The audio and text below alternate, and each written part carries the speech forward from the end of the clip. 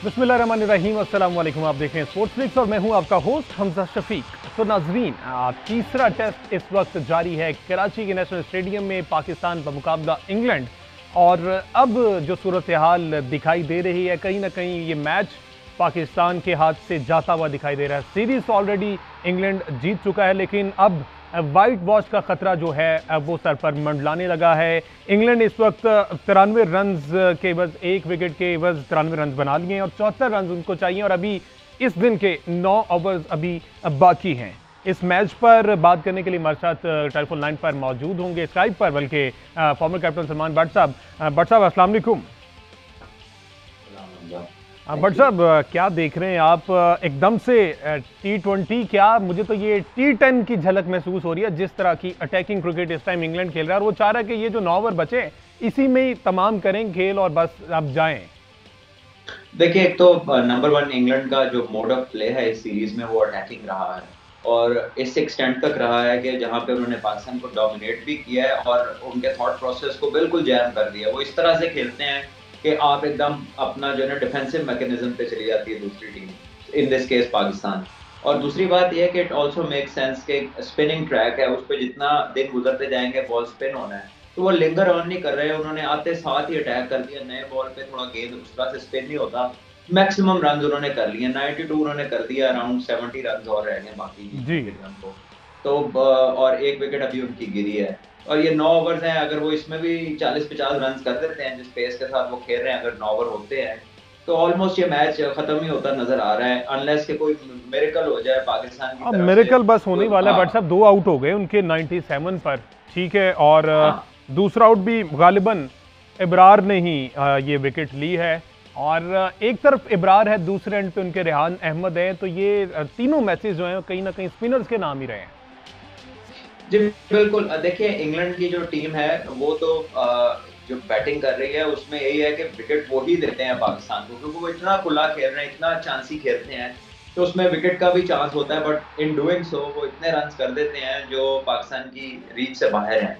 सो अभी ये रेहान आउट हुए हैं जो कि आए थे as a night watchman, leg spinner हैं जिन्होंने अपने डेब्यू पे 5 आउट किए।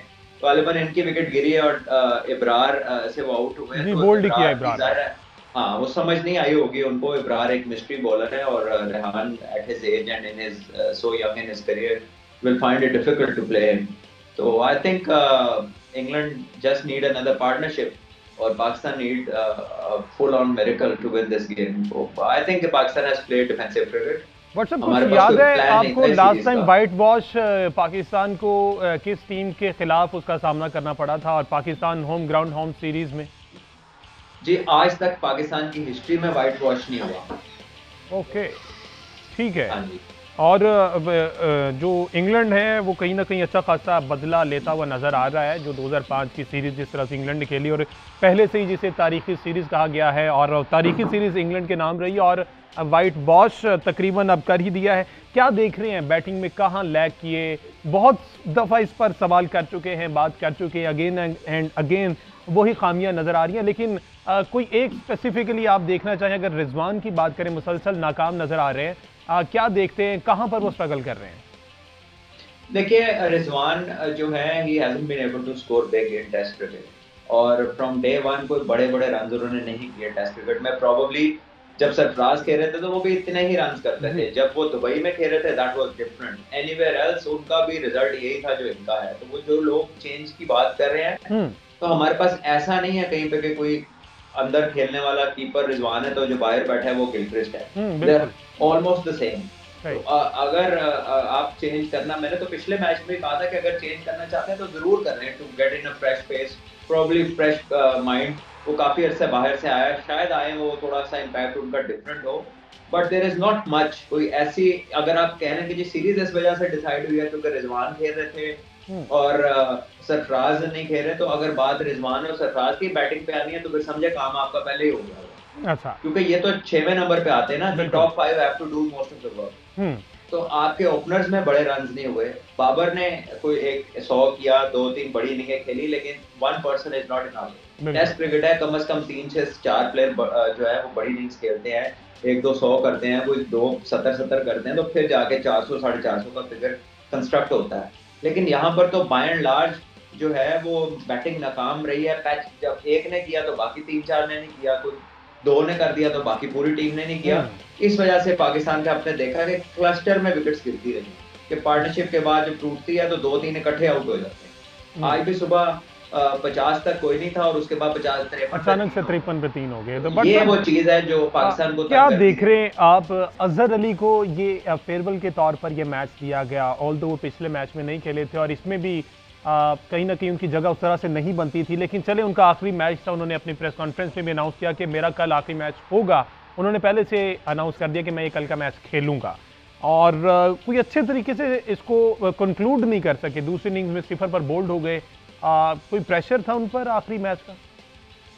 देखिए मैं आपको एक बात बताऊं कि मैं इस चीज के हक में नहीं हूं कि सेरेमोनियल मैच इंटरनेशनल मैच हो। अगर आप किसी को फेयरवेल करना चाहते हैं, गुड बाय करना चाहते हैं, arrange a good ceremony, arrange a good dinner जहां पर आप उसको एक अच्छा सेंड ऑफ दे, उसके लिए स्पीचेस करा लें उसके फेलो प्लेयर्स से। वो एक उसको आप जितना मर्जी अच्छा ऑर्गेनाइज कर लें, उसको नियरली अ वेडिंग क्रिएट कर लें, लेकिन that should not be international cricket. International cricket farewells की जगह नहीं है, ठीक है ना, कि यहाँ पे सेरेमोनियल आप किसी को सेंड ऑफ दे रहे हैं, बिकॉज इससे मैच का टेम्पो खराब हो। देखे ना, अब एक बैट्समैन 0 पे आउट हुआ है, अब उसका लास्ट मैच है, सारी टीम नीचे खड़ी है, नया आने वाला जो है वो बजाय कि अपनी काम पे कंसंट्रेट करे, वो उसको कह रहा है जी बड़ा जी अफसोस हुआ जी, अब जो भी कह रहा होगा कि यार बड़ी खुशी हुई, आपका करियर बड़ा अच्छा था जी। ये सेरेमोनियल चीज नहीं है, it's an international game. Series के व्हाइट वॉश होने का चांस है, आपके टेस्ट मैच की फाइनल के लिए आपको पॉइंट्स की जरूरत है। सो आई डोंट नो क्यों लोग इतने टची होते हैं, इसके लिए आप अलहदा सेरेमनी रखें। ये फेयरवेल गेम्स जो हैं इनका रौला दुनिया में कहीं और नहीं है, सिर्फ हमारे यहाँ ही है। अच्छा, जब कोई खेल रहा होता है तो सब उसके खिलाफ होते हैं, या जब कोई जाने लगता है तो अचानक जैसे ऐसे ही है कि जैसे जिंदगी में किसी को आराम ना लेने दें और जब वो मर जाए तो फिर सारे के आजो दुआ कर लें।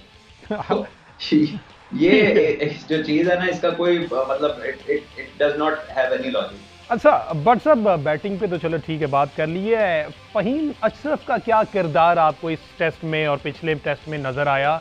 उनसे पहली इनिंग में 1 ओवर करवाया गया, उसके बाद उन्हें कहा कि आप रेस्ट करें। फील्डिंग बतौर उन्हें फील्डर मेरा ख्याल स्क्वाड का हिस्सा बनाया गया है।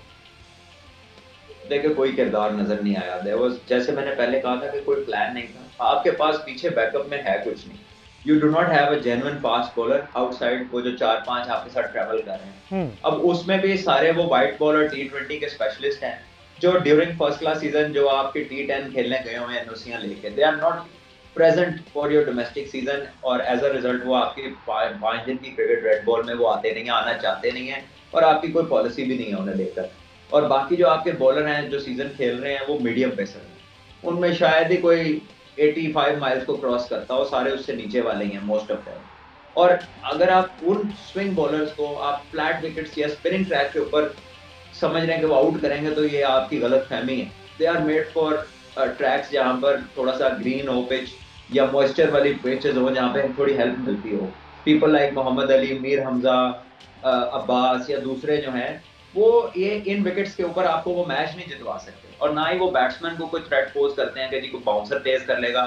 जैसे मार्कवुड आते थे, वो 150 की स्पीड पे 3-3 4-4 ओवर बाउंसर्स करते थे, उसमें एक आधी विकेट ले जाते थे, कोई ग्लव्स को मार के ले जाते थे। वैसी पेस का कोई पाकिस्तान के पास बॉलर नहीं है बैकअप में, और जो हैं वो T10 में पहुंचे हुए हैं, उनको आपका क्रिकेट बोर्ड फर्स्ट क्लास लाना नहीं चाहता। और सुभान अल्लाह है कि आपके जो चेयरमैन है वो तो ये कहते हैं T20 के प्लेयरों को टेस्ट क्रिकेट खिलाई जाए।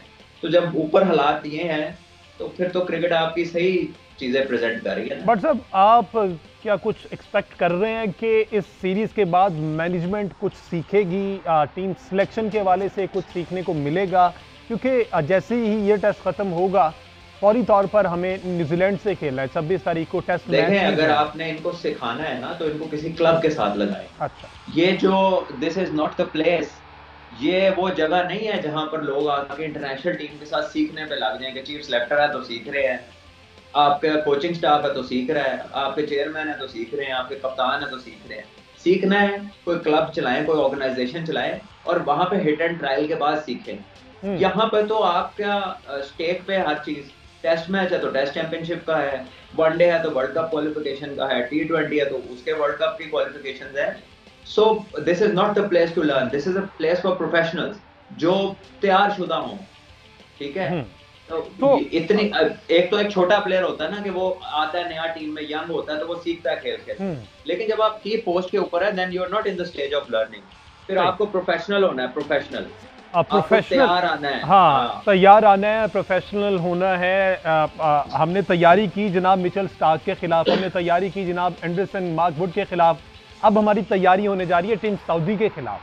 तो क्या देख रहे हैं आप, इस विकेट में कोई तब्दीली लाएंगे या फिर से वही खौफ के साए जो हमारे सर पर मंडलाते हैं वही उसी तरह ही रहेगा? देखिए अगर आप विकेट में तब्दीली भी नहीं भी लाएंगे ना, तो न्यूजीलैंड हमसे बेहतर अटैक्स करेगी इसको। उनके जास पटेल वो स्पिनर है जिसने इंडिया के खिलाफ 10 विकेटें ली हैं मुंबई में एक इनिंग में।